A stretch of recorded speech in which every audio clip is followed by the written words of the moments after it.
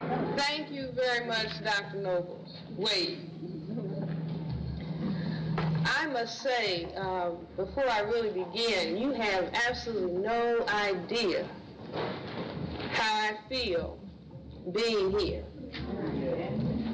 Because Dr. Wade Nobles left out one important thing. That when I was at Howard University, I had taught there for 7 years, from 1968 to 1975. And I had written the Crest Theory of Color Confrontation and had proceeded to go around the country and lecture about it and to talk on radio and television about it. And I was assistant professor in the Department of Pediatrics, and I knew that I was going to be given promotion and tenure. And then I heard on the grapevine that I was going to be denied promotion and tenure because of my ideas. And I went straight away in all of my naivete to the dean of the College of Medicine.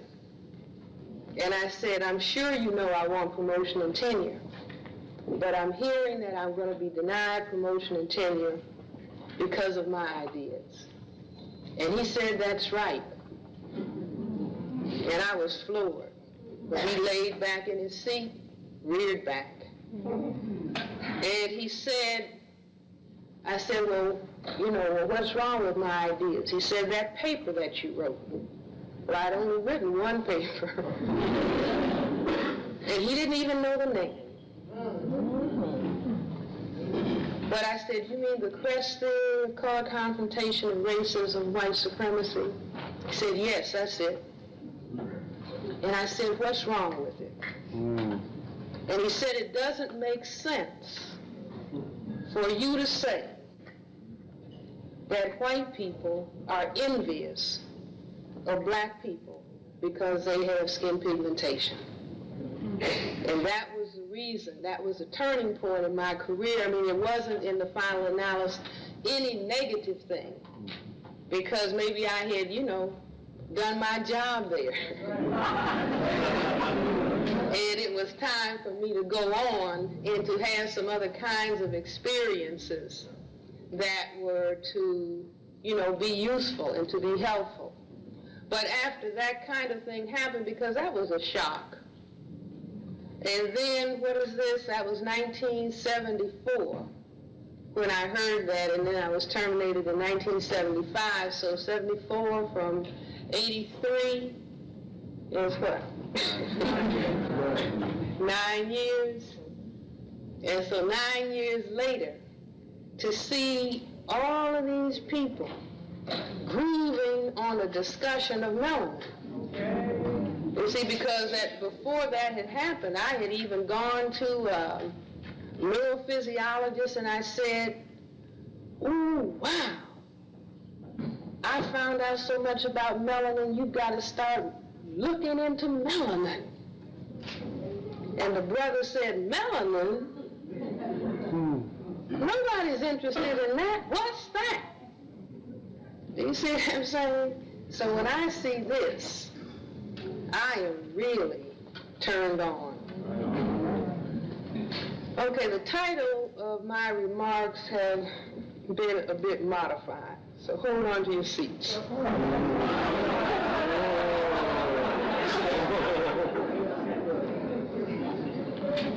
This is the title. The Crest Theory on Melanin, the Neurochemical Basis for Soul. The Crest Theory on Hypertension in Blacks and the Sixth Sense.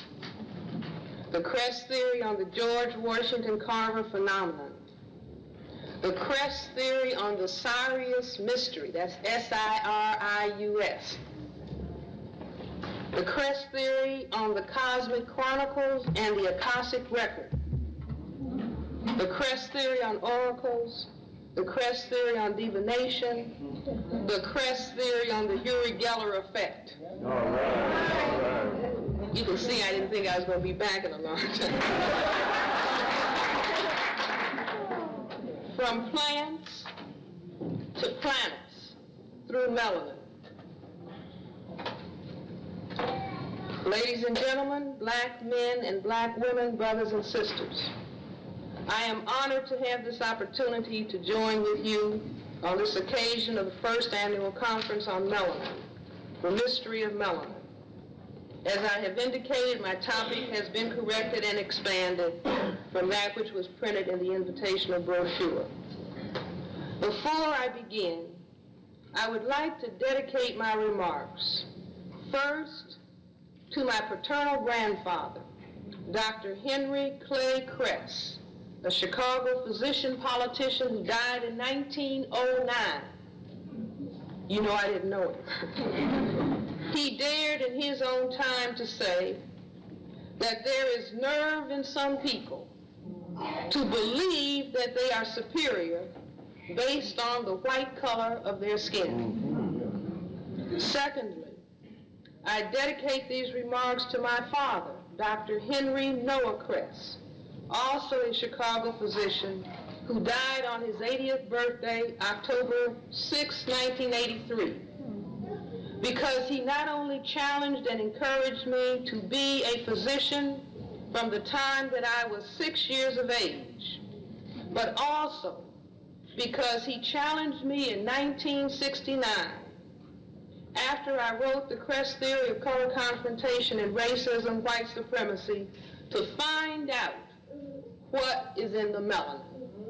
I was sitting at our dining room table talking about what I had written to my father, and my father was cool. And he said, now you've got to find out what's in the melanin. I would not have thought of it on my own, just like I was going to be a nurse. And he said, well, if you're going to be a nurse, you might as well be a doctor. Because I considered my father to be a great physician and a genius, I did pursue the issue of melanin, thus making it possible for me to further introduce this subject to other black people, enabling us to be here today. Thirdly, I dedicate these remarks to my mother, Ida Mae Lauren Griffin Kress, a retired Chicago public school teacher who brought me into this world and was a model for high-level learning and character development, devoted to the high-level development of black people. And finally, but not least, to my paternal grandmother, now deceased, Luella Jackson Thomas Kress, who on her lap helped me to enjoy learning and to not be afraid of challenge and name-calling. It is important that it be clearly stated for the historical record, the very beginning of melanin investigations by black people in the modern era, the past 2,000 plus years, and the awareness of the importance of melanin for all human beings. Prior to this time, melanin as a pigment was investigated by white-skinned people, but the emphasis was placed not on human beings, but on other animals.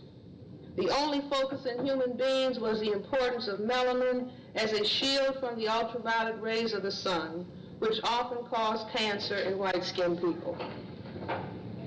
The Kress Theory of Color Confrontation and Racism, White Supremacy, 1970, by Frances Cress Welsing, which was first presented at the annual meeting of the National Medical Association section on neurology and psychiatry, Atlanta, Georgia, was the very first paper to indicate that there was indeed a very, very great significance to the presence or the absence of melanin skin pigment in the behavior of the human population. That paper was the very first to identify the global white-skinned population as being variants of albinism,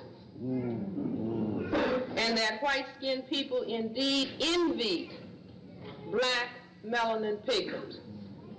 That paper clearly went on record as identifying the global white population as a tiny minority, genetic recessive in terms of skin coloration, when compared to the vast global majority of black, brown, red, and yellow peoples.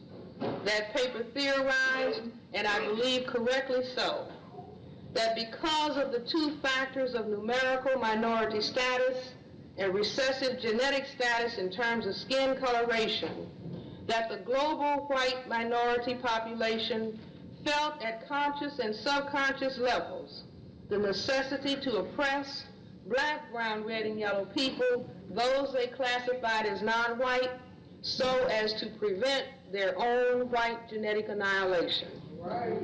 I stated that concern to be the most fundamental reason for racism, meaning white supremacy, a global behavioral phenomenon practiced by people who classify themselves as white in all areas of people activity: economics, education, entertainment, labor, law, politics, religion, sex, and war.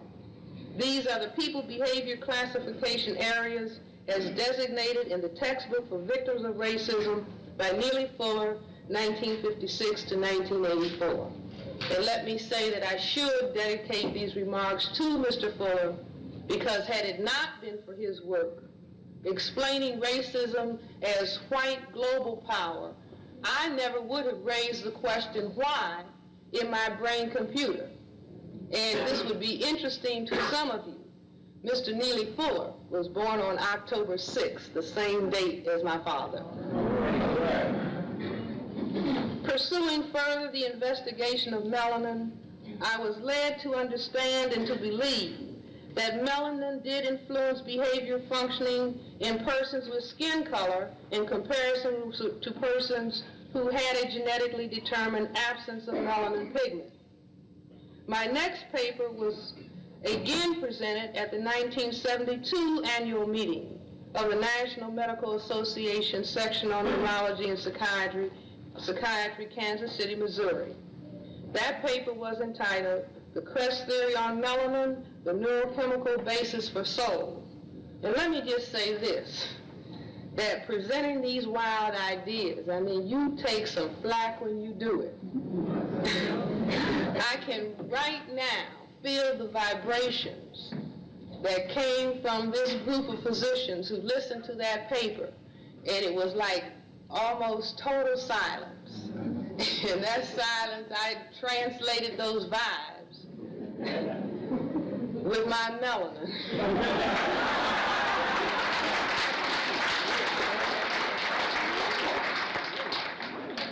And those vibes were saying, this woman has to be mad.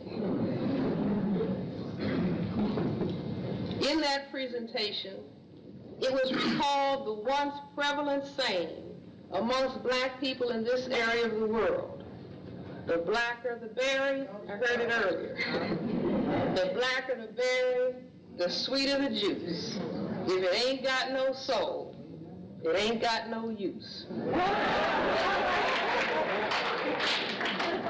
I learned that from my grandmother. I went further in that paper to state that the various parts of the human body that had the highest obvious levels of melanin skin pigmentation, the nipples of the breast, the lips, the genitals, and the underarm areas, were indeed the most sensitive parts of the body. I noted James Brown's song, "We've Got More Soul." I even noted the observations of whites that blacks are too sensitive, indicating that they are more sensitive and aware than whites. I suggested that melanin was not only the basis for our superior hand-clapping ability, see what I'm saying? But that's true, that's rhythm, you see, and the ability to put that all together. That is melanin pigment that allows that. Our ability to dance and to perform athletically, but also that melanin was the basis for our more in-depth religious spirituality, and that all of the known prophets had been people of color. I also suggested that melanin was the basis for blacks' apparent superior enjoyment of sexual activity, that we did not, as often as others, have to question where was the orgasm.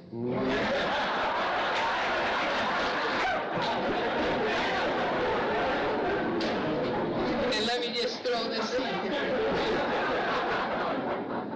I was in a training program in psychiatry, general psychiatry in St. Elizabeth's Hospital for 3 years in Washington.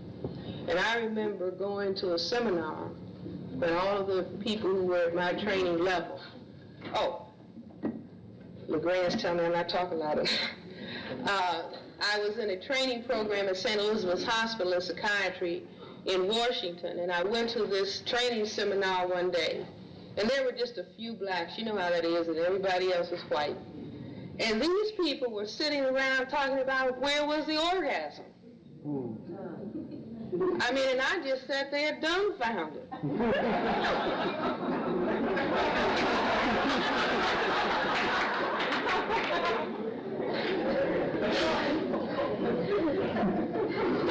My next paper, entitled Blacks, Hypertension, and the Active Skin Melanocyte, was published in the June 1975 issue of Urban Health, the Journal of Health Care in the Cities. I just looked at that article the other day, and I noted there's a photograph of me, and I had on, this is to Dr. Jeffries, I had on my red, green, and black dress. And I also had on my red, green, and black dress that I put on deliberately when I debated Dr. William Sharp. Now,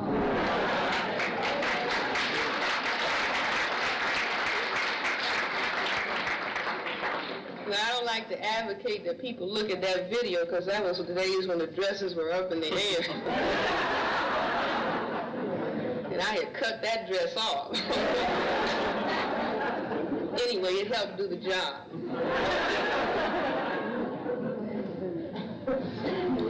This paper, the 1975 paper in the Journal of Urban Health, I consider that, and I recommend it to anyone, everyone interested in the issue of melanin. In that paper, I indicated that the skin melanocyte, the cell responsible for the production of melanin pigment, was indeed a part of the nervous system, that it was also difficult for white-skinned people who have a genetic absence of melanin skin pigment to objectively discuss this magnificent black pigment in human beings and to give this black pigment its proper respect. Just as they found it difficult to give black and other non-white people proper respect. I indicated that the melanocyte and melanin, as part of the nervous system, was able, as a black pigment, to pick up possibly electromagnetic energy from emotional states. I said that black people were able to pick up vibrations from other people, and if people were under stress, we would pick up those vibrations from one another, and it would cause the blood pressure to be high. I also suggested that because of the way that the melanin pigment worked in its relationship to the phenylalanine, to noradrenaline or norepinephrine, that because of that the persons who had more pigmentation would have the potential for having the highest levels of blood pressure abnormality, meaning that really they were the most sensitive people, the people who could pick up more different kinds of energy. And if that energy vibrations were a stress, that they would respond at the highest level, but that in this particular context would be creating illness. I recall asking at Howard University Hospital to some of the internists, have you ever noticed a relationship between the level of pigmentation and the level of hypertension? Oh, no, Francis, that doesn't exist. You know, they said she's got color on the brain. But lo and behold, some white scientists, I believe in South Carolina, had found some peculiar relationship that the higher level of pigmentation, the higher the level of the blood pressure. I remember also asking fellow clinicians, did you ever see Parkinson's disease in very black people. Oh, there's no association. But the white researchers subsequently found out that the very black people did not have the same problems with Parkinson's disease because there's pigmentation in the skin that parallels levels of pigmentation in the substantia nigra, and so that there was not the high level of Parkinson's disease seen in very dark-skinned people. I further indicated that it was probably possible for melanin pigment to pick up and decode cosmic rays. I likened the role of black pigment melanin to the function of the green pigment chlorophyll in plants. I stated it is well known that biological systems utilize electromagnetic radiation both as a primary source of energy and also as a source of information. All green plants use light as a source of energy. To collect this energy, plants have a series of pigments, the various types of chlorophyll molecules that absorb certain frequencies of electromagnetic radiation. I got a letter from Harvard University, from the head of the Department of Electron Microscopy. And he said, "You have opened the way for all kinds of research." But I couldn't work at Howard. Okay, thus the above series of briefly summarized insights led me to next consider the very, very, very special abilities of Dr. George Washington Carver, a very, very black-skinned man referred to as the Wizard of Tuskegee. I now refer to what Dr. George Washington Carver was able to do as the George Washington Carver phenomenon. Every black school child, at least in past decades, learned the story of the orphaned black slave boy born in Diamond Grove, Missouri, of a slave mother and slave father who was destined to later be known throughout the world as the plant wizard, the man who could communicate with plants. As a child, he could heal sick plants. He once said, quote, "All flowers talk to me, and so do hundreds of little things in the woods. I learned what I know by watching and loving everything." Dr. Carver enrolled in Simpson College in Indianola, Iowa. He transferred to Iowa State College of Agriculture. By 1896, he had obtained his master's degree and was invited to join the faculty there. However, Booker T. Washington asked him to come to Tuskegee Institute in Tuskegee, Alabama, because Dr. Carver wanted to serve black people, his own people. He accepted the offer of Dr. Washington. Dr. Carver had the habit of rising at 4 o'clock every morning to walk in the woods, bringing back numerous plants used to illustrate his lectures. He is quoted as stating, "Nature is the greatest teacher, and I learn from her best when others are asleep. In the still dark hours before sunrise, God tells me of the plans I am to fulfill." This is from The Secret Life of Plants by Peter Tompkins.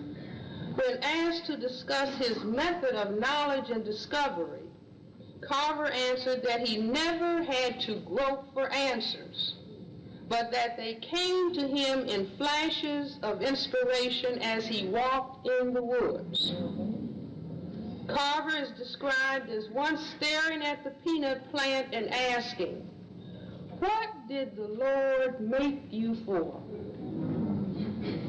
From Dr. Carver's inquiries to plants, from the leaves, roots, stems, and fruits of 28 plants, he was able to coax 536 separate dyes, which could be used to color wool, cotton, linen, silk, and even leather, producing 49 of them from the Scuppernong grape alone.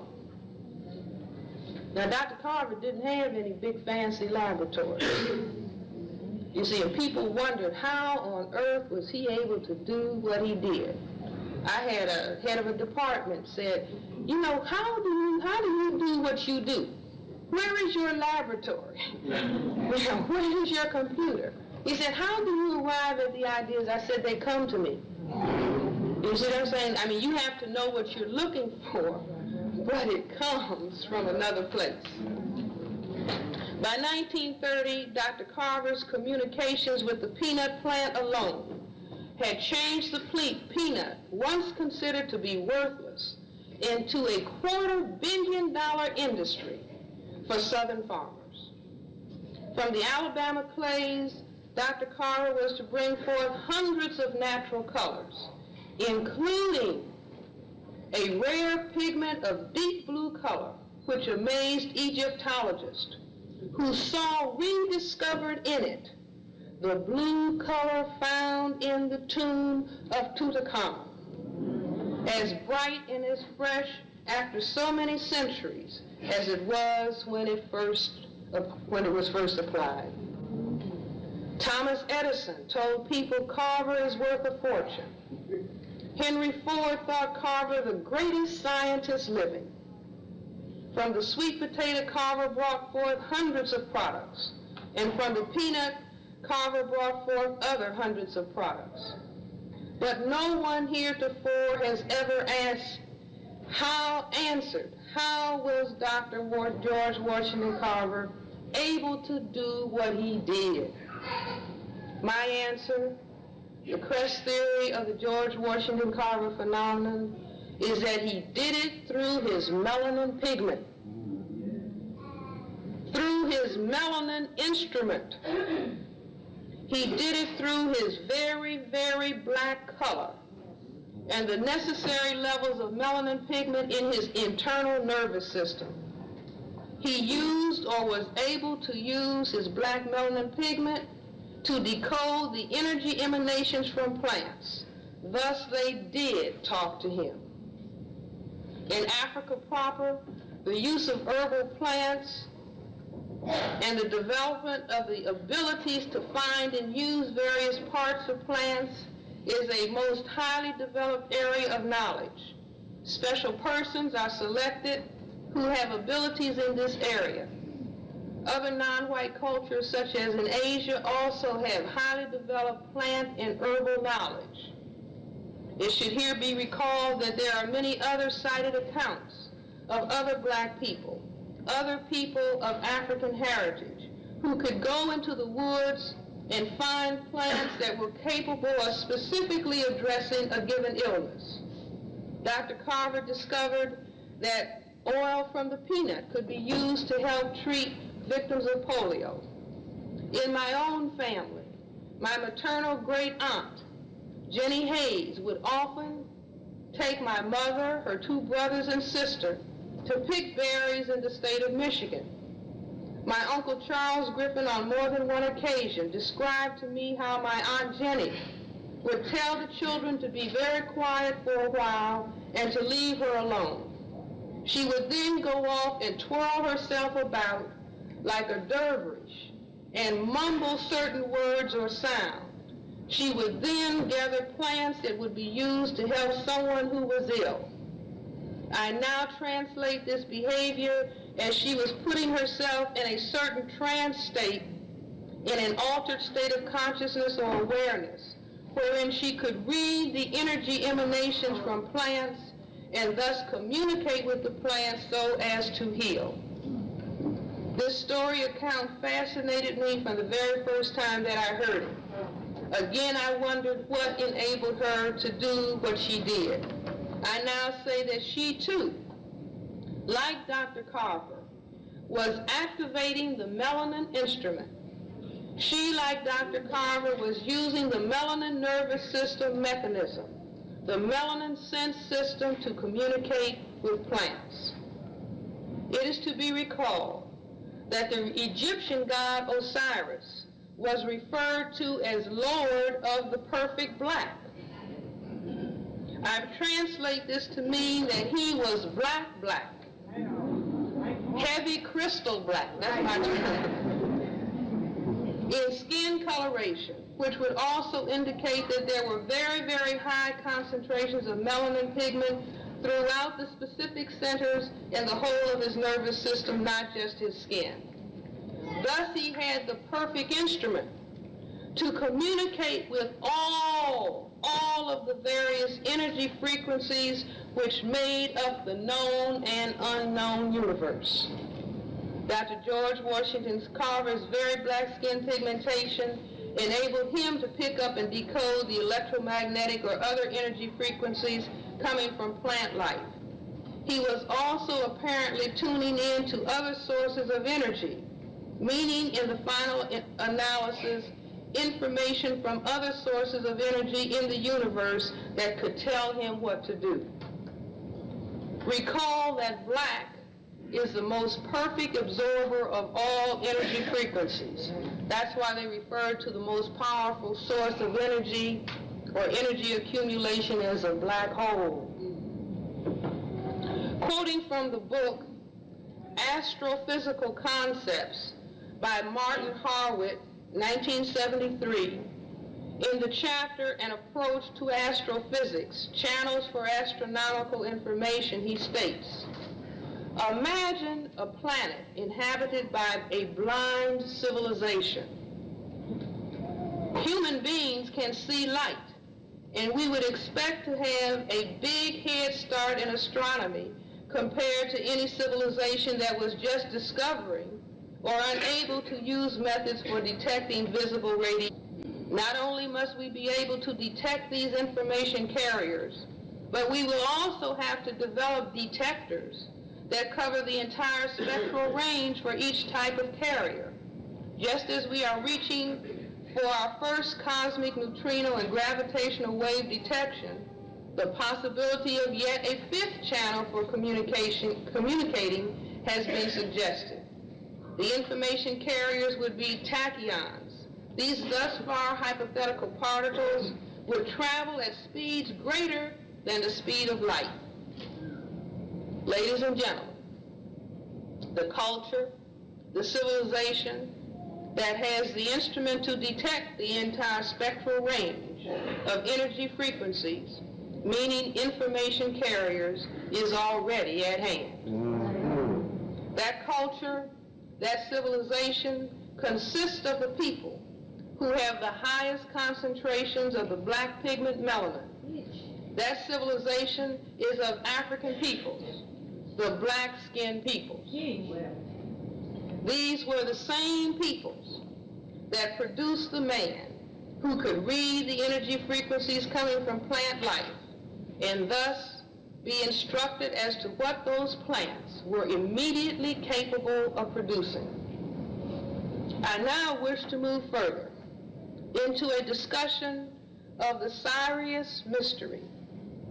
For those who may not yet be familiar with the book by that title by Robert K.G. Temple, this work seeks to explain how the black people, the people of the Dogon Nation, now the book says tribe, but we're not going to say tribe anymore. We're going to refer to nations. The people of the Dogon Nation in Mali, formerly the French Sudan, how their priests had information concerning the system of stars Sirius, which was really more than 5,000 years old. This information, it was possessed by the ancient Egyptians in the pre-dynastic times before 3200 BC. Two French anthropologists had managed to get this information on Dogon knowledge from four head priests. They raised the question, these anthropologists, which heretofore has not been solved. How could men, with no instruments at their disposal, how could they know the movements and certain characteristics of stars which were totally invisible, and a star which was only discovered by white-skinned people in the last century with the use of the telescope. Only in 1970 was a photograph of Sirius B successfully taken by Irving Lindenwald of the U.S. Naval Observatory. The fact is demonstrated, and it is that the Dogon have an accurate general knowledge of the most unobvious and subtle principles of the orbiting of Sirius B around Sirius A. The Dogon also know the actual orbital period of this invisible star, which is 50 years. The Dogon statement is, the star, which is considered to be the smallest thing in the sky, is also the heaviest, meaning in weight. It is called Digitaria. It is the smallest thing there is. This is Dogon philosophy. It is the heaviest star. It consists of a metal. Now imagine white people wondering how people who are, in huts know this, right? It consists of a metal called Sagala, which is a little brighter than iron and so heavy that all earthly beings combined cannot lift it. In effect, the star weight, the equivalent of all of the seeds or all of the iron on earth. The Dogon say that God created Digitaria before any other star. They say it is the egg of the world, the infinitely tiny. And as it developed, it gave birth to everything that exists, visible or invisible. The white-skinned scholars, Robert K.G. Temple and others, believe that it is impossible for people they call primitive to have this masterful level of understanding. Their solution then to this mystery is that a superior white light-skinned civilization with astronauts traveled to Earth to leave this information with the ancient Dogons and Egyptians. The crest theory on the Sirius mystery is that the very black-skinned Africans and Dogons and Egyptians, use their black pigment melanin to detect the energy information about this star system, which was central to the whole of Egyptian civilization. Just as the application of infrared techniques to astronomical observation is a recent innovation, long ago, black people, African people, were able to use the application of melanin in the pineal glands or other melanin centers in the body to make astronomical observations. I even go further to theorize that because of the particular characteristics of the star Digitaria, as known by the Dogons and the Egyptians, that all energy information generated by activity on the planet Earth returns to that energy gathering station. Are you following me? I'm saying that all of the activity, everything that occurs on the Earth, everything is energy. See, it's just different frequencies of energy. We are all energy. Okay. And that energy goes up to Sirius B. That is why the Dogon also refer to it as a star of knowledge. Even further, I theorize that it is possible to tune into this star of all knowledge. This star thus becomes the place where souls return after they leave the human body. Thus, its most critical place in the Egyptian mystery system. And I say that Sirius B is, how many people have heard of the Cosmic Chronicles and the Akashic Record? You see what I'm saying? Where you can tune, those people who can tune in and pinpoint whatever happened. And let me just do this. See, how many people know about communication satellites? I hope we got some engineers or physicists. I just know about it. Yes. But here's an antenna system on Earth, and it sends information up to the satellite, and then if you got a receiver down here, you can get it. So I'm saying here's the planet Earth, and this information is going up to Sirius B. Check it, and then somebody down here can tune in and get it. If you know how to use the melanin, you can tune in and get it. So you know what happened back here in the past, you know what's happening now, and because of, time, some of the physicists will have to talk about time. Time isn't what we think it is. So what seems like the future at some points can be the present.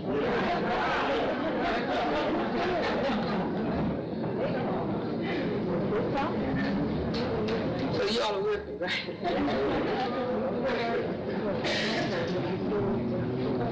I say that this would explain the black oracles at Delphi and Dodona and elsewhere that we learn of now from the Greeks. These were African priestesses who could tune into the information contained at Digitaria. This is Welsing theory, right? And thus could predict the future. So the Greeks would go to these African priestesses, and they were situated in certain places where the information, you know, like you can't put an antenna just any old place. You put it in certain places because of the whole structure of the universe. In certain places you can get the message, and I guess certain places you would get static, right?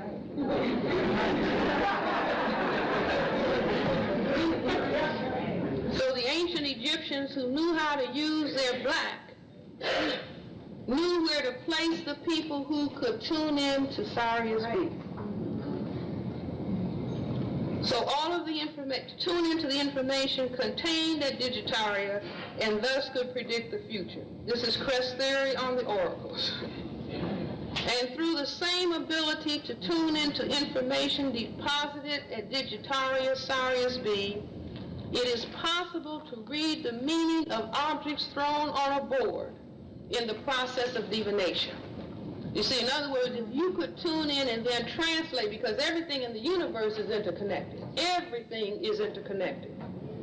And so when I throw, for the person who would be able to throw stones on a board, the particular patterns that they form is tied in with the nature and structure of the universe and all knowledge. So somebody could read it if they had the knowledge, or if they had the instrument.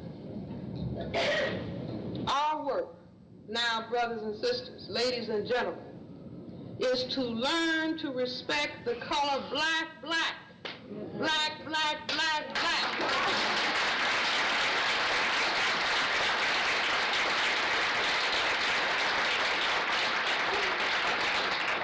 Not when it's seen on a pocketbook or in a pair of boots, but when it is seen on the human skin. We can then move to gain knowledge of the black centers hidden within the body, to then manifest justice and peace on the planet Earth. In closing, I would like to share the Kress theory on the Uri Geller effect. Uri Geller is the Israeli psychic. How many people have seen Uri Geller? Okay, TV or something like that, right?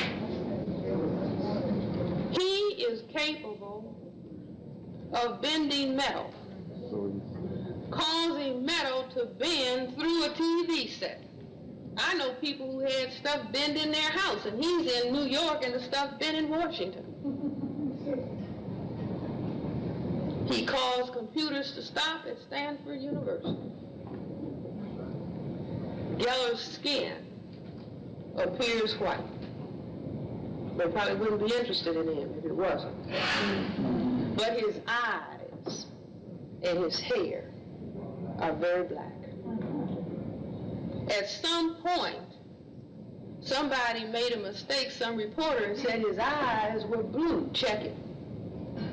His eyes were very black, indicating that he could have internal centers that also have high levels of melanin pigmentation. Do y'all follow? You see what I do? So it's not just blonde hair, blue eyes, white skin where there's no melanin. Okay.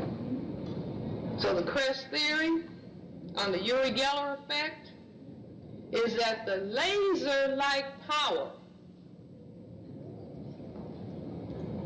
which Geller is able to use comes from the absorption of cosmic rays or other particles into his melanin instrument, and then using that gathered high-frequency energy as a laser-like channel of energy that Western science is not yet able to understand or to measure. He uses the same superconducting properties of his melanin instrument to read minds or brain frequencies. It is our challenge to learn to do the same thing.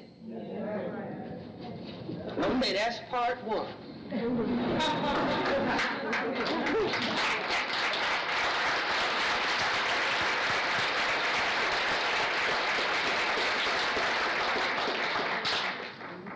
Okay, part two. See, if you were to say, well, how do we use the melanin instrument? I really couldn't tell you. But I can tell you that I have used the melanin instrument.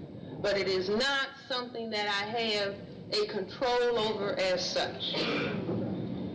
I think that the first time that I would say it must be the melanin instrument was in 1967 when I was sitting on a number of occasions in my office when I was doing a fellowship in child psychiatry. That was 1967.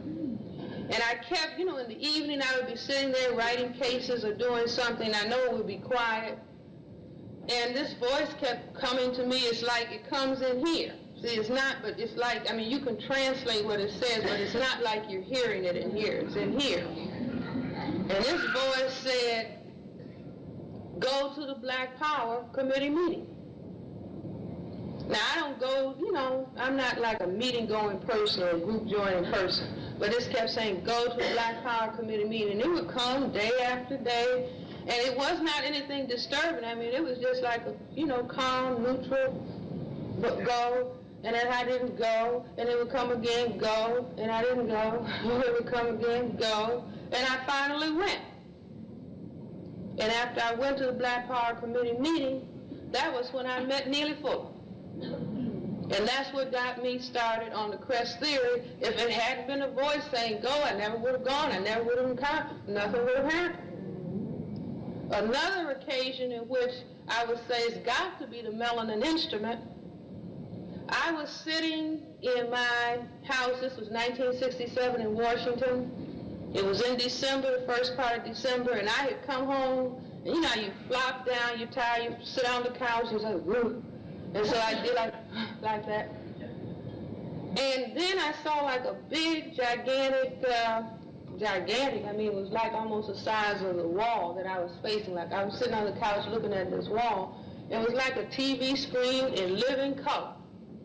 And my brother-in-law, Colonel Robert Lawrence, who was in astronaut training at Edwards Air Force Base, he was up in the sky in this plane, and he was in his flight suit in this airplane, and he was trying to get out of the plane, and he couldn't get out, he couldn't get his parachute open, and so it was like a crash.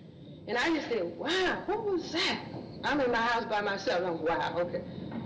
So I just, I said, ooh, I just dismissed that.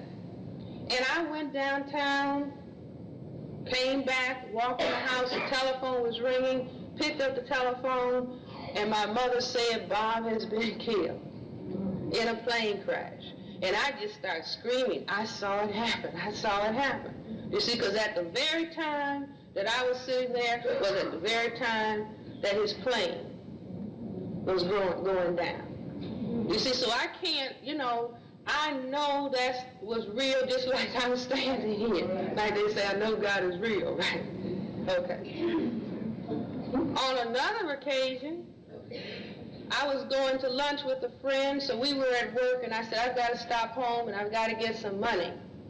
So I drove to my house, And I go in my house by opening the garage door, you know, and just going in. And something, the same voice said, don't go in the garage. I never go in my front door. Don't go in the garage. Just cool. Don't go into the garage. And I stopped my car in the drive. I got out of my car, started walking around the front of the house. I see a brother going down the street, and he's looking back at the house. There's only about 3 houses on the block. He's looking back. And so I'm picking up paper, taking time, picking up paper. So when I get to the steps and walk up the stairs, here's a brother on the top step. So he says, does Betty Jane live here? And I said, no, Betty Jane lives here.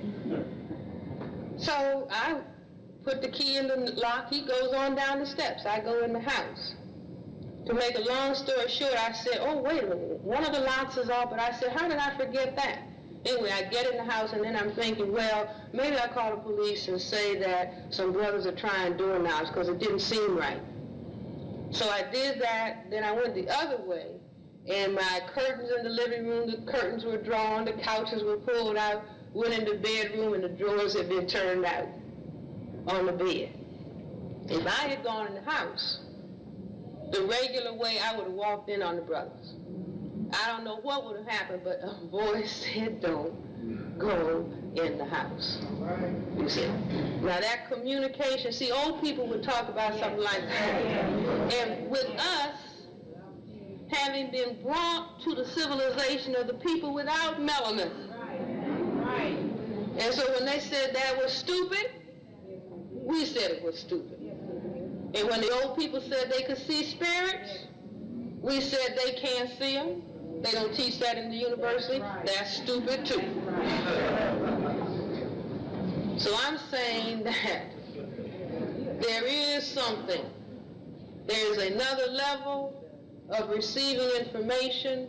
There's another level of understanding that we have been turned off to, and we have had our melanin watered down.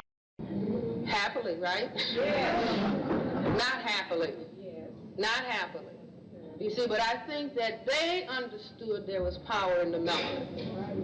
And they said, well, we'll water it down in our process. It will make them happy that we're watering it down.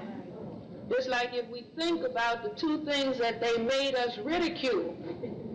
They made us ridicule our black. And they made us ridicule our hair. And little do we know, these are antennae.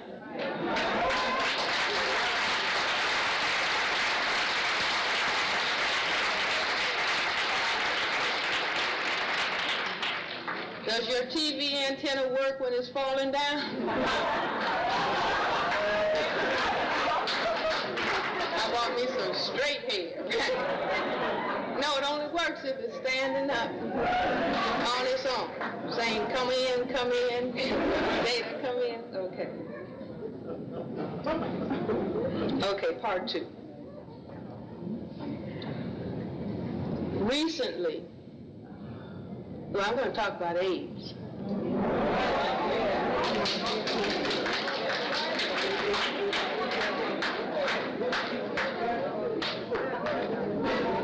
Because melanin comes into play for me.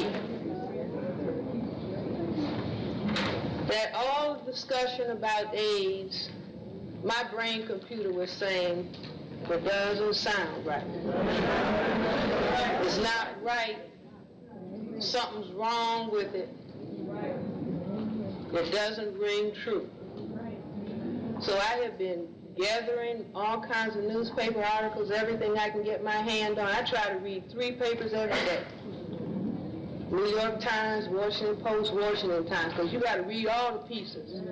You see a little bit of information there, a little bit there, a little bit there, a little bit there. So I'm reading, and it just doesn't seem right. You know, started amongst African people. Haitian people gave it to Swedish prostitutes, and then, no, my brain said that does not compute. So I'm looking for information, not in any kind of frantic sense. You just kind of cool, going around, doing your work and whatever, but it's in the back of your mind, a question or an opinion that something is not right and you're telling your computer to gather data, bring in the data, bring in the data, bring in the data. So now I'm sitting in another office practicing psychiatry in the evening, and the voice said, go to the Martin Luther King Library and get the book Bad Blood on the Tuskegee syphilis experiment. Now I knew about the Tuskegee experiments. As a physician, black, I knew about it, but I hadn't read the whole book. So I went to get the book. There it was, laying there in the library. I brought it home and read it. And for those of you who are not totally familiar, between the years 1932 and 1972, 600 black men were told they were being treated for syphilis in Alabama. The United States Government Public Health Service and the Center for Disease Control in Atlanta were conducting these experiments and fooling these black men so that they continued to have the organisms in their body, destroying their body, passing it on to wives and children. They had even discussed ideas, some of the people, that this is a way to get rid of black people. So after I read that and realized that the United States Public Health Service and the Center for Disease Control in Atlanta were leading so-called the war against AIDS. But then I also was disturbed. Since 1983, I have been disturbed, writing letters saying public education, if you have a major epidemic, where is the public education? There's no education going on, particularly of black people. So I said, something is not right. And several months ago, I had called Surgeon General's office, Coop. And I said, you know, you're supposed to have this epidemic, and it's supposed to break out in full force in the black communities in a year or two. You're not educating the people. I said, most black people don't read. Not that they can't, they just don't. 9 out of 10 white people read, 1 out of 10 black people's reading. So I said, if you want to educate the black population, you've got to go on radio, you've got to go on television. The spokeswoman that I spoke to, she said, it's unfortunate, some people just won't find out. And I said, I can't believe you're saying this to me. But she went on saying some people just won't find out. So I was disturbed and concerned, and still no public education forthcoming. So, you know, my brain computer was saying something is not right. So after I read the Tuskegee syphilis experiment, I guess my brain went up to another level. And also before that, I had read the book, The Nazi Doctors, The Psychology of Medical Killings, or The Psychology of Genocide, Medical Killings and the Psychology of Genocide. And I read what they did to people who don't quite look non-white to us, who are called Semites in Germany and in Europe, and knew that Hitler said, well, they were not white, and implying basically that their ancestors had come out of Africa and that it were miscegenation products of Roman and Greek soldiers and African women, and making a little light population with some, you know, frizzy hair, but some of it straight, and big noses, right? But 6 million of them had been destroyed. So I read that about the government there participating in the destruction of people who were not classified as white. And so I'm putting the pieces together. And I was on my way to the jewelry store, 18th Street, Northwest Washington. Happened to park my car in front of a store. I mean, that's like I parked, I'm going to the jewelry store. I look over here, and here's a little bookstore. I said, I've never seen this bookstore before. I wasn't even really familiar with all the shops. I just said, oh, I've never seen it before. So I go into the store. It's a little store.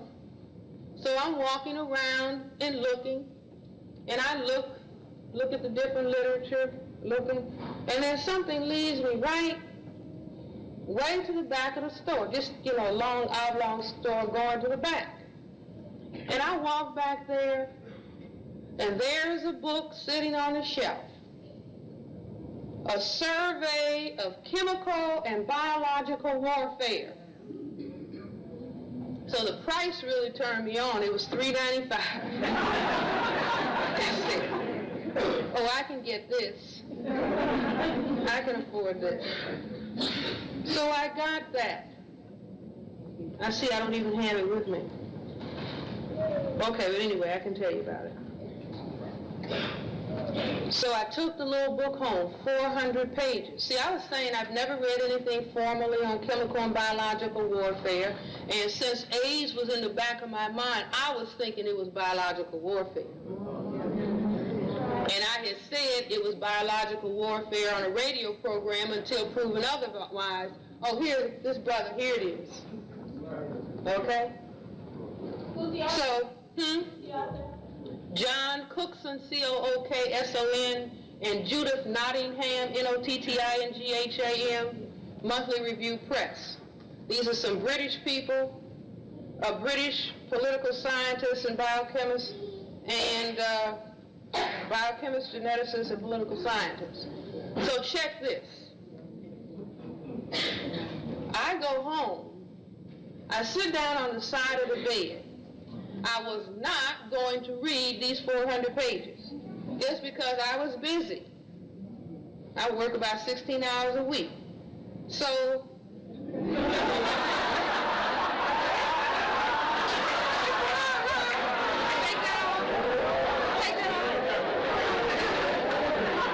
wait a minute, you guys, I gotta straighten that up.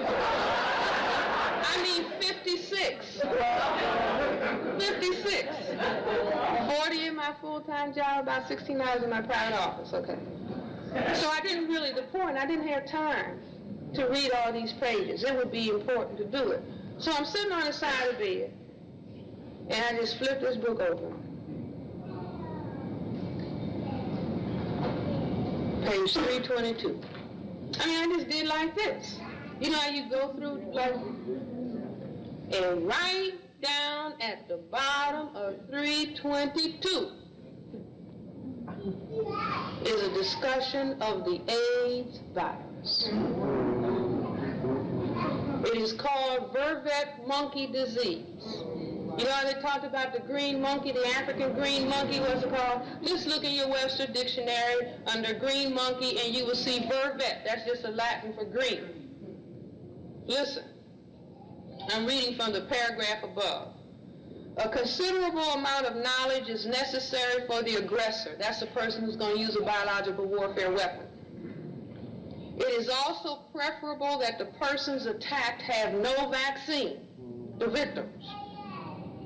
Next paragraph. The question of whether new diseases could be used is of considerable interest.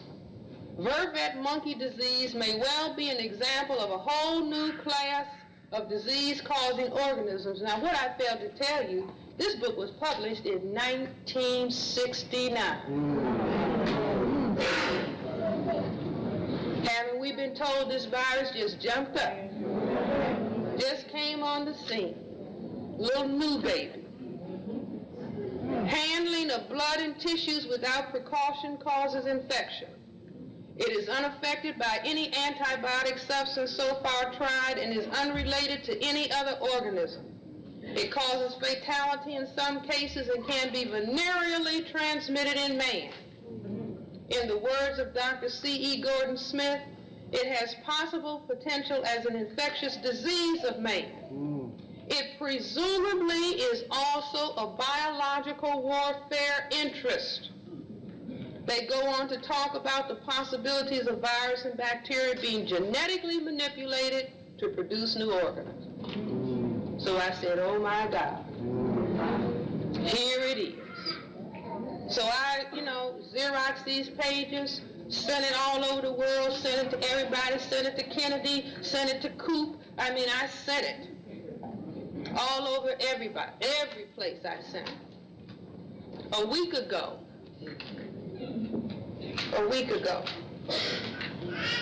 I'm opening the book,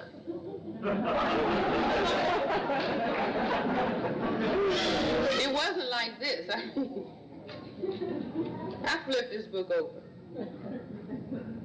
And right on page 110, listen to this, ladies and gentlemen. Just recently, a great deal of useful work has been done on the vervet monkey disease, which caused 7 deaths in Germany. Reports of progress sent to 40 laboratories all over the world. 9 of these have been supplied with infective material and or anti-sera, which is a vaccine. Are you with me? They're talking about the AIDS virus. 4 of the laboratories in the USA, 1 each in Germany, Panama, South Africa, Uganda, and the USSR.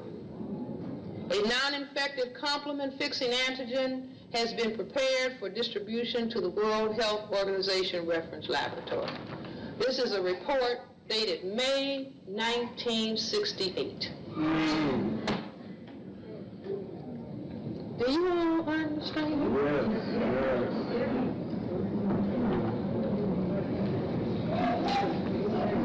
A person whose name is Mae Brussels? Yeah. Okay. I saw in the March 31st National Examiner newspaper that she had talked about on the TV, on the radio. She talked about the Pentagon working on this organism as early as 1962, and that it was designed to counter anything that the Soviet Union might do, but somehow they sent it to the Soviet Union. And she also said that it was used to destroy undesirable populations, the poor blacks and the homosexual population. Now, anybody who is a student of Nazi Germany, I consider myself to be, Hitler destroyed the homosexuals, and then he got rid of the people he was classifying as non-white. And I say that the white homosexual population was used as the cover so that we wouldn't say, oh, everybody's colored. So they got a white undesirable group in their terms, and so they attacked, put the virus with that group, and then put the virus with the colored people. And so we are supposed to assimilate 50 million dead people.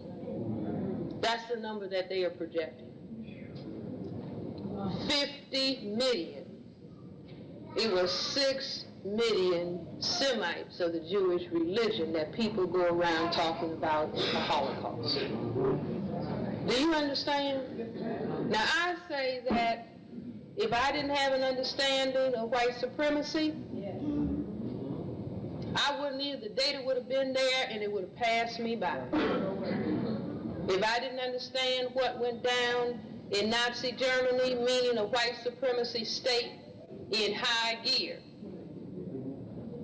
I would not have been able to put this in perspective. If it hadn't been for melanin operating and taking me in that bookstore and letting those pages fall open when I sat on my bed, I would not have this information. Do you understand what I'm saying? So I say that it's important to talk about melanin. But if we don't talk about AIDS, and if every black man, woman, and child does not change your behavior,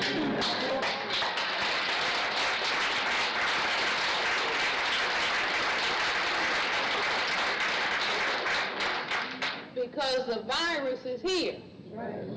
It doesn't matter how it got here, it is now here. And it can be passed on. They came up with some data saying that 1 in every 30 men in the District of Columbia already had the virus. And 1 in 75 women already had it. Now, I don't know. But the point is that the virus is here. And there are people that are dying, you see. And you don't know whether you have the virus or not because you don't have to be sick initially. So you can have the virus, and if you're running around enjoying everybody, the virus is going with you.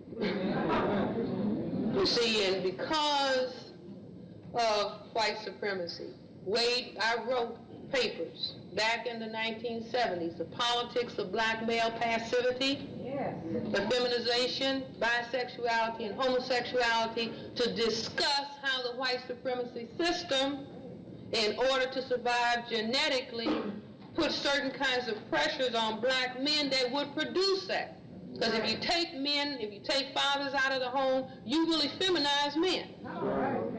If you lynch and castrate men, you'll make them passive. And so we have an epidemic of black male bisexuality and homosexuality, and we didn't have it in Africa.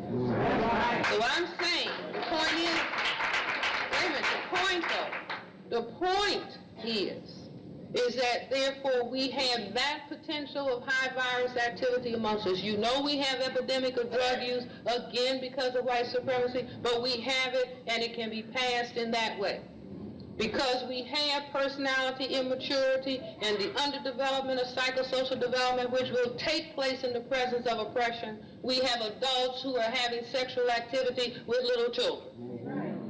And so the virus can go from the adult population to the child population and passed on from one child to another, because when children do not have mature parents, or only one parent in the home who was a teenager when she started having children, there is not adequate emotional support for children, and children will seek out sexual activity not because they are bad, not because they are dirty, but because they need a sense of closeness. And so they will engage in pathological activity that is not appropriate for them, but nonetheless the virus will pass on. So that every black person, because we have to be here so that we can have some more melanin conferences.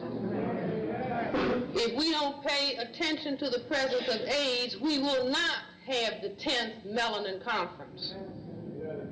You see, but people think, remember Earl Butz, the Secretary of Agriculture, who said all black people want is loose shoes, tight pussy, and a warm place to piss.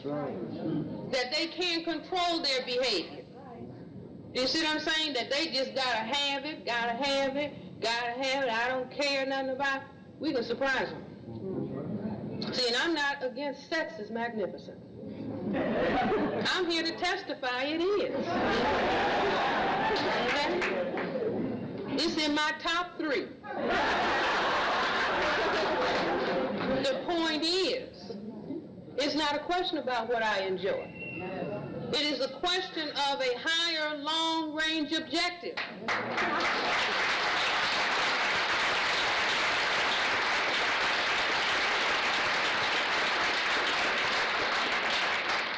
Black people were put on the planet to bring justice and peace. That's how come the people who are supposed to dispense justice under white supremacy have on black robes. The people who are supposed to know about God, they also have on black robes. You see what I'm saying? That comes through even under white supremacy. So no, we have a purpose in being here. And our purpose is to make the planet and the universe right. We can be wiped out if we are not into the behaviors that are going to allow us to be here. And not only that, see, just like when Howard University said you can't teach here anymore, I was supposed to go on. That negative was really what was sending me on, what? To a higher level. And the AIDS virus. You see, by causing black people to pull in, stop being so loose. You see, when you corral and you control any urge, and you bring it on under your discipline, you lift your character to another level.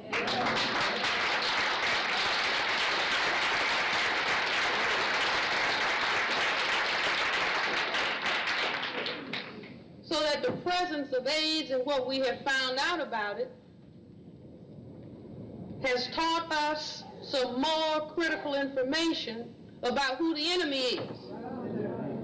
Because some of us think the enemy is ourselves. You see, but we have been able to see, as the Honorable Elijah Muhammad has said, who the devil is.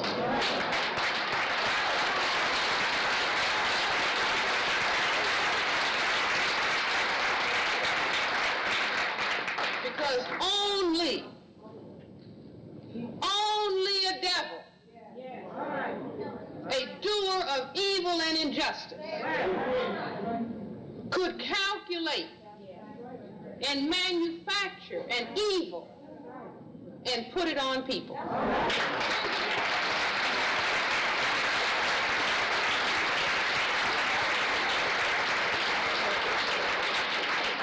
So that there is a lesson. The lesson is not to go around white people and call names and hunky this. No. You are polite. You are respectful. But you know what you are looking at.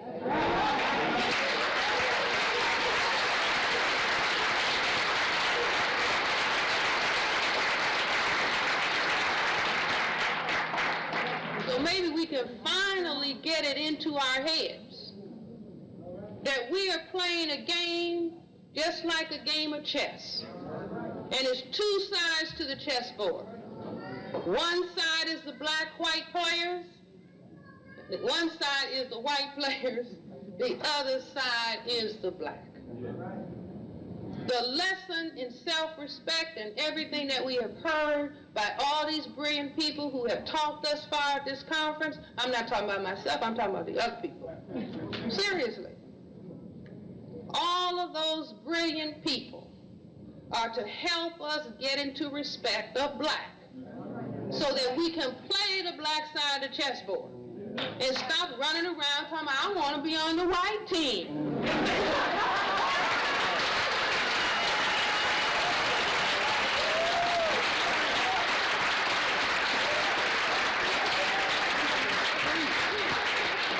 See, really, God is punishing that position. God said, I made you black because I wanted you to be that color. And if you don't respect it, you're going to get your behind kicked until you do.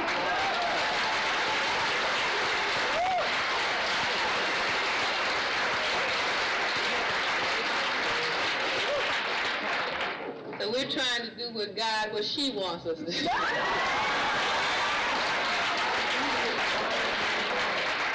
all understand. What he, she doesn't matter. God is all the energy in the universe. Okay? But we are supposed to be on course. And we have been captured, and we have been confused, and we have been turned upside down, and we have been turned around, and we have been sent in the other direction. And the test of the mightiness of God is that after all of that has happened, we can come back and get right on beat.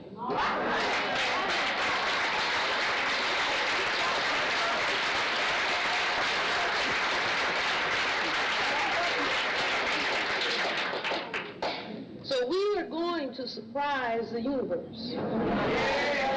See, we are going to find the answer to AIDS. I'm here to tell you. See, if we don't find it, we will find it through our behavior, or we will find it through other means. And if we can get a sufficient number of people into the respect of their blackness, they will move in this universe, and they will move among the plants, and they will move wherever they need, and they will find the neutralization for that wicked virus, even if they don't bring it. But I do think this. I think the position of every black person and everybody who calls themselves a black leader, if they're not talking about AIDS, and if they're not raising the question, why was this written about in a book in 1969? I only had one question. I sent a letter to the American Medical Association. I said, why? I sent it to the American Psychiatric Association. I sent it to the United Nations and said, just explain it to me. How this little virus that was just supposed to come on the scene, why is it in a book published in 1969? And since the books have gone everywhere, the white people know that the books are gone everywhere. And you haven't heard anybody address that. They just have all these goo-gobby stories that are just lies, disinformation that don't ring true. But they haven't addressed the question, how could the little virus be talked about in 1968 and 1969? So we ask that question, and if they can't come forward with an answer, then we say that you've got to be practicing biological warfare against us. And you better come forward with the treatment, and you better come forward with the vaccine, and you better not charge us a penny for it. All right.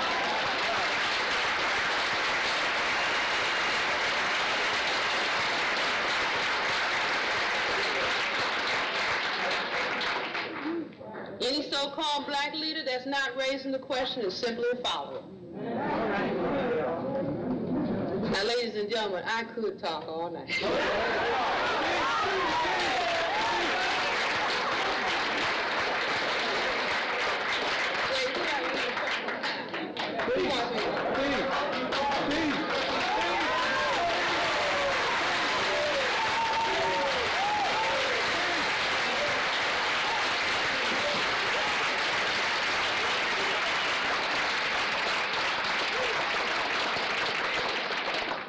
Getting our melanin. Let me say this. Okay.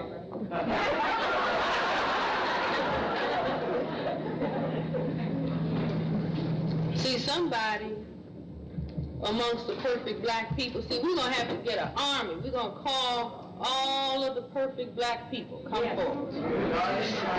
Honestly.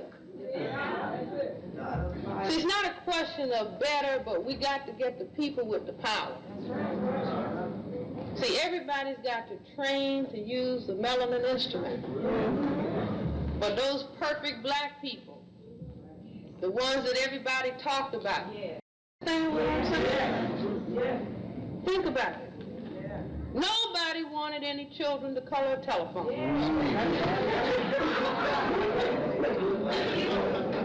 Did you ever think, did you ever wonder why they make the television black, they make the telephones black, they make the telescopes black, they make the cameras black?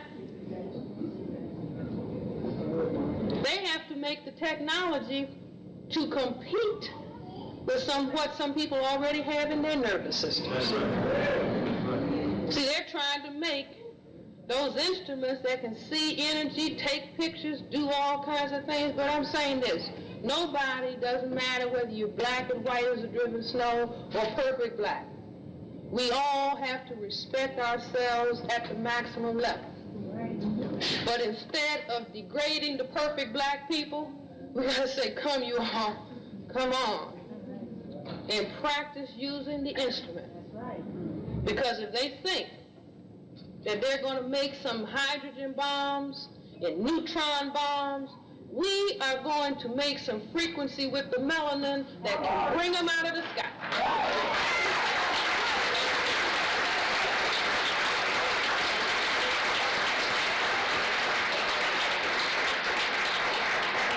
We're going to make some people's Star Wars programs look pitiful. We're going to have some melanin counter-war, weapons of justice. All of this evil of killing and killing, the obscenity has got to stop. All the underdevelopment of children has got to stop. All of the people who are playing around with making children and don't know what the hue, H-U-E, man being is supposed to be, has got to stop. See, we got to have simultaneous war on many fronts. We are stopping AIDS. We are going to stop children having children.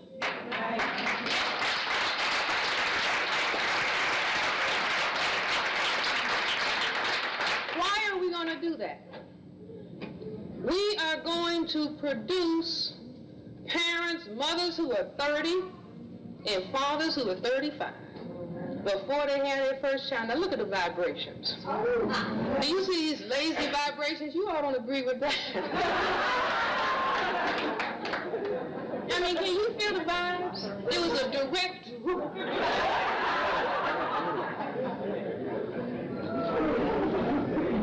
I feel it. Still cold. But what am I talking about? See, it is a war. This is Armageddon. It is a war between the forces of good and the forces of evil. The white supremacy is the army of evil. And we have to produce soldiers who are willing and able to fight for justice.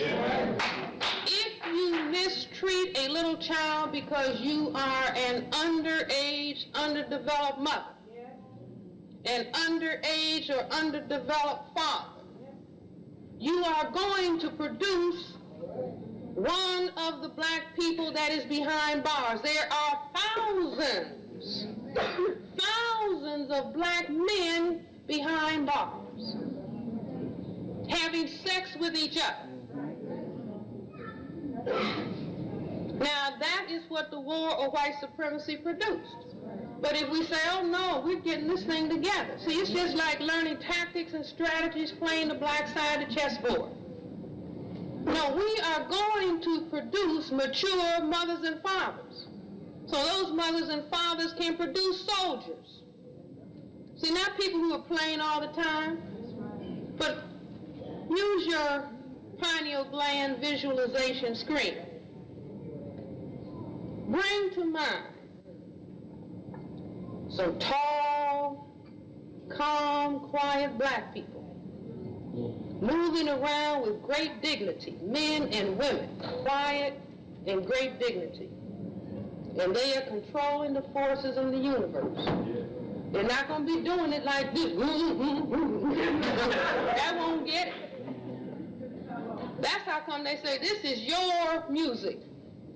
All that music to throw you off. See, we need music that will make soldiers. Music that will cause people to do nothing else other than to respect themselves. Music that's talking about sock it to me, baby, super freak and whatever is not it.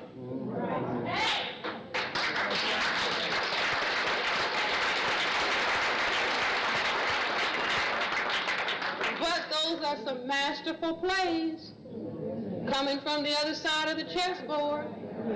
That's why I say to white people, you all are masters.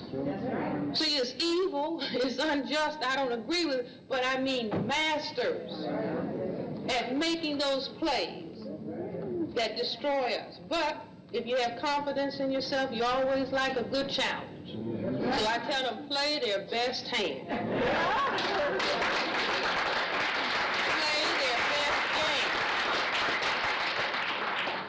How many people know that the under 14 chess champion in the United States is a black child? The first United States chess champion was a black man, light-skinned in New Orleans. They tried to play like he wasn't. And how many people know that Ray Charles is a master chess player and can't see the pieces? Plays with people who can see. Master chess player. Okay? So ladies and gentlemen, I want to let you all ask me some questions. I think there's something else to do today. But I have enjoyed talking with you. It's an inspiration for me to see you. Keep on melanin on.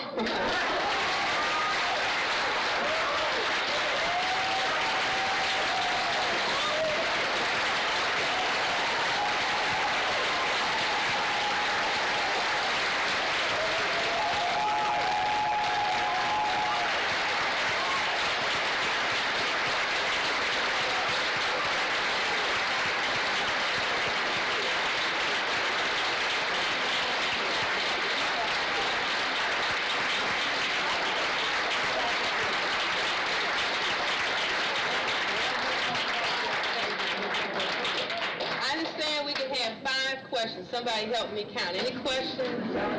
Yes, sir. Real loud. Please sit down so that... Yes, sir. In your talk, you mentioned several things about the pacification and feminization of men, and you also mentioned homosexuality in the same breath. I just want to clarify that hopefully you're not equating all homosexuality and lesbianism with white supremacy. I just want to clarify that. Where are you coming from? No, I'm coming from, we didn't have homosexuality in Africa. That's what I'm saying. I don't agree with that. Okay, fine. Okay. He does not agree that we didn't have homosexuality in Africa, and that all homosexuality should not be lumped under coming from white supremacy. You know, I respect your point of view. Let me share with you where I'm coming from, okay? That if you do remove men from families and you give relative power to women, that you will effeminize sons. First of all, because the women are angry with the men. Right. And so when they touch the male child, it's not a reinforcement of his masculinity. It's, there you go, looking like that no good father. Yeah. Sorry. And so that will make the male child want his nails polished and move away from. In addition to that crest theory on homosexuality, I gave this program in Washington. I paid for this hotel room and had tea and crumpets. And I was going to discuss the theory of homosexuality, not for the purpose of putting down anybody. That wasn't the point. But to talk about white supremacy and homosexuality evolving out from under white supremacy. And guess what? The only people that came were my family and 2 friends. Okay, but what I say is that if we look at the symbolism of the behavior itself, penis in the mouth, penis in the anus, which means that semen is being taken into the gastrointestinal tract. Now that means that there is a cry for male reinforcement. Now homosexuality was the dominant form of sexuality in Greece and Rome. I say that the white people are albino mutants that came from black people. Black people put them out and chased them up into Europe, and that's how they got in Europe. Okay, then they came back, but they're looking across the Mediterranean at those black men. And white men look at black men and see the standard of masculinity. And so they were into their sense of inadequacy, into their genetic inadequacy, because the black men could cause genetic annihilation and the white women like the black men, just like we do. Okay. I mean, what the white female's ideal mate is who? Tall, dark, and so, wait a minute, so that that's the historic struggle. The black male, the white male versus the black male. And so because the white male was feeling inadequate, genetically, that's why he had to take power away from the black man. So I say that's my theory, and you know what we're doing is sharing ideas, so I'm not knocking yours out, I'm just giving you mine. Because all the pieces in the puzzle, like my grandmother taught us how to make puzzles. And she said, first you got to put the outline, get all the pieces with the smooth edge, and lay them out first. Then you're going to have an easy time filling in the middle. And when we were little kids, you know how you get frustrated, so you try to make a piece fit. She would say, no, the pieces have to fit smoothly. All the pieces have to fit together. And so I say that if you understand white supremacy, you can even understand sexism. See, sexism is what goes on fundamentally between the white male and the white female. You see, where he says, I feel inadequate to the black man, and I'm going to make sure that you are inadequate to me. Like white people used to come to me when I was in medical school and say, oh, I know you're having a hard time. Don't the men give you a hard time? Black men didn't give black women a hard time in medical school, but if you were a white woman in medical school with white men, you caught hell. Just like I said, my father didn't say you can't be anything. He said, be a doctor. You see, because the black man was not threatened in the same way by females. Now, we got sexism now. We got some little remnants of it. But we don't have what exists in the white population. And I'm saying that you can put all the pieces together if you understand the white position. And just like they've got what? Mostly heterosexually transmitted AIDS in Africa because the people are not into homosexuality. You see what I'm saying? And they don't have drug addiction because for the most part, they may be developing some of it in the cities. But if you take good care of babies, you will immunize children against drugs. See, if children have mature mothers and fathers, they don't have that kind of longing, that heroin. You see, in other words, under ideal conditions, if the black mother and black father mature, have a baby, by holding the baby and by the confidence, they're turning on the melanin centers to do their own work. And so the baby feels comfortable and is able to create those patterns of chemistry, neurochemistry, on its own. And so you could even put, here's your daily supply, Francis, of heroin. Here's your cocaine. You have to come to the central office and get your cocaine. And here's your marijuana. And here's your PCP. But if I have been held on the lap long enough of mature parents that said, cool, it's piling up, I don't need it. So I'm saying that's my understanding. Oh, it's not about putting down. This is a thing that's been put on us. White supremacy has put us all into a distortion. You see, because of what? They're afraid of the melanin. Right. Next question. Yes. I have a question about your discussion on interracial relations. I listened to the tape that was played on the radio a while, and I've listened to this part over and over again, and I'm still confused because you explained how, well, the question was asked that by, mixing with Caucasians, wouldn't they be watering down their gene pool or endangering their species by letting in melanin or people, carrying melanin. If you explain how that is the opposite, it's more detrimental to us. Okay. But I'm not clear on that. Okay, let me try to explain quickly.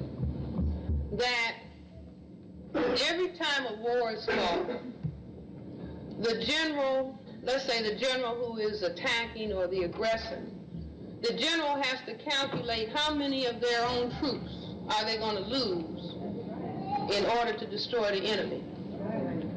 You see, so that under white supremacy, the ultimate goal objective is to checkmate the king and the queen.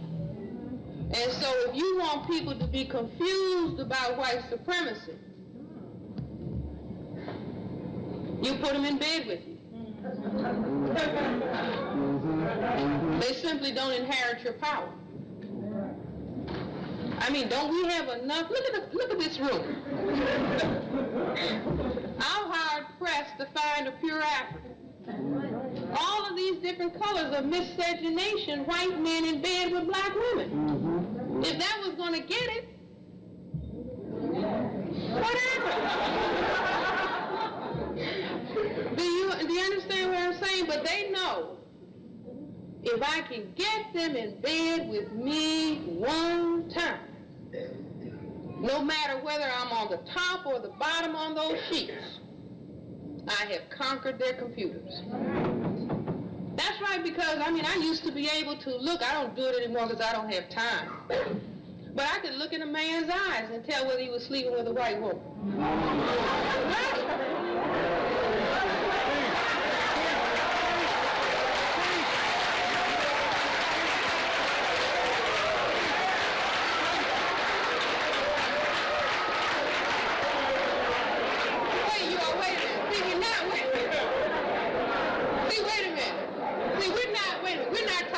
Putting down.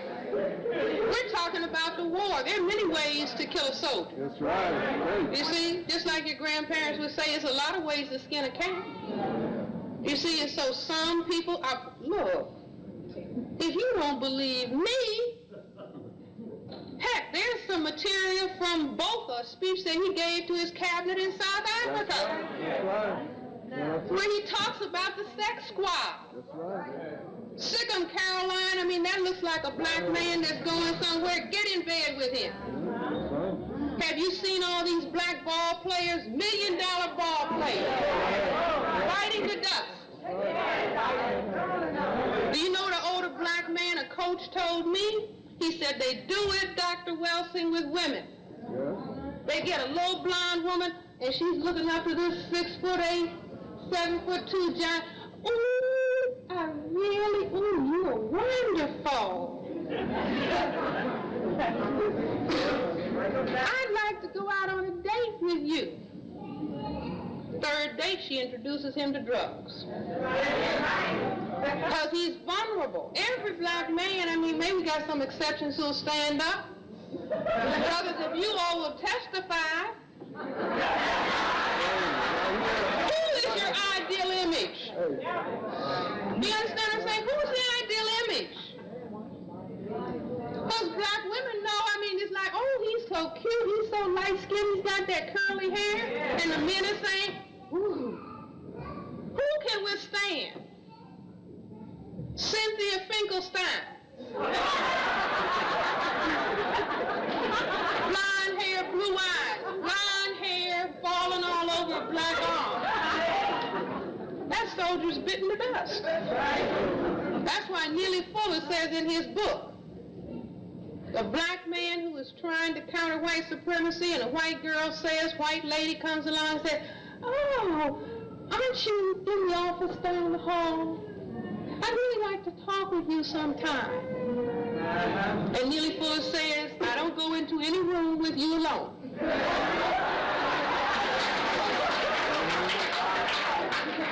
Now, if I can go get a black woman to come with me and help me fend off your attack,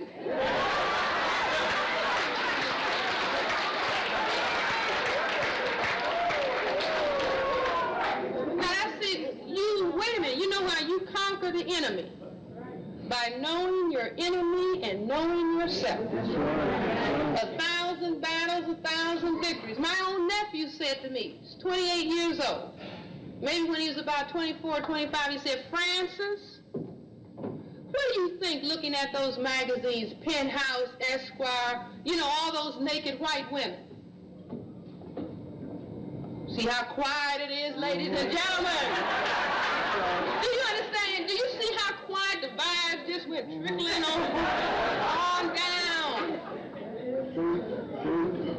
Now you spend time looking at that.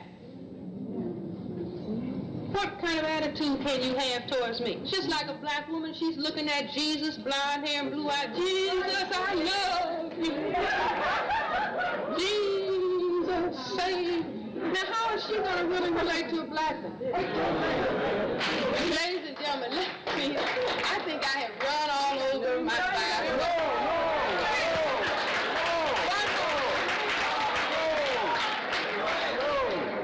Who has a question? Yes, sir. Make it easy. I understand that Mary was about 14 and 15-year-olds when she had Jesus. Now, you may think you can keep the young people from making babies like they've been doing for millions of years. I don't believe that myself. Either we're going to have to take care of our grandkids. That's right, our grandchildren. This society does not allow a young black man to take money legally enough to support a family. That's a phenomenon we're going to have to deal with. So as we get older and we have children that are of childbearing age, and I'm talking about 13 on up, face the truth. We're going to have to be ready to take care of them grandkids. And if the education don't go through the 14, 15-year-olds, we're going to have to teach the grandkids. And that's what's going to happen. You're not going to keep, and haven't stopped it for millions of years, young people having babies. No such thing as children having children. If they have children, they're not children. He really wants to get me going.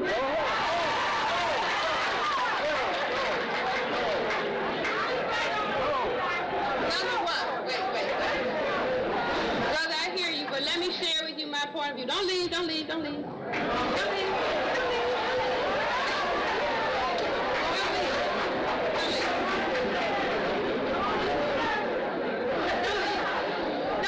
If we have to stop being so materialistic and selfish, and we have to look at the real values that we're talking about.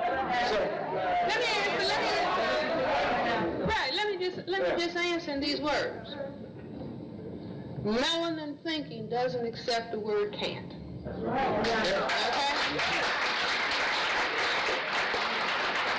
Now I'm saying as a psychiatrist, a child psychiatrist, and a general psychiatrist, do you know what children feel towards parents who abandon them?